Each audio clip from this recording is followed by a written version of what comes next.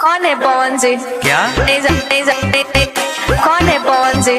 नहीं जानती? हम नहीं जानते। नहीं जानती? नहीं जानते। तो इस गाने के बारे में क्या कहना चाहती हो? कहना यही चाहती हूँ कि इस सॉन्ग को बहुत सारा प्यार दीजिएगा, प्यार दीजिएगा, प्यार दीजिएगा।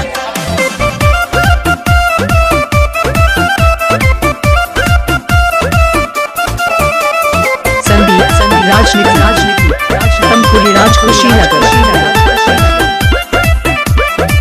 जौन कहलू तू ठीक नहीं कहलू, इतना दिन से बताबो कहाँ रहलू। बाकी खेसारी के बारू अनहराई, कैसे पवन सिंह के गइलू भुलाई। लॉलीपॉप हिट उनकर बाजे लगाना बा, लॉलीपॉप हिट उनकर बाजे लगाना बा। की हवे रे, अरे हवे रे भोजपुरी के सनावा, सुनिए के सब गावे लगाना बा।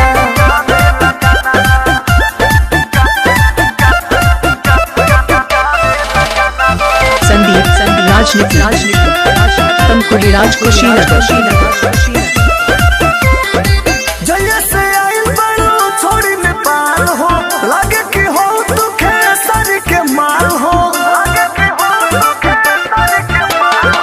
जहिया से आइल बड़ू छोड़ी नेपाल हो, लगे कि हो तू खेसारी के माल हो। झूठो विवाद भइला देलू, पवन के गाना पर रील बना के उन्हीं के तू ना जानेलू।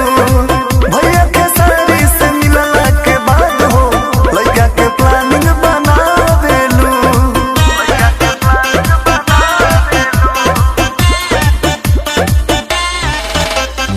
संदीप राजनीति गाजीपुर थारी ओमनगर। संगे संगे घूमो तारू लेके तू मरत, लाज हाया कइलू ना भइलू बेपरत। संगे संगे घूमो तारू लेके तू मरत, लाज हाया कइलू ना भइलू बेपरत। मेहर बाड़ू नु हो, मेहर बाड़ू तू बोल कौन काम के, गोदौलू टैटू दूसरा नाम के। मेहर बाड़ू मोबाइल नंबर 95 010 51 200।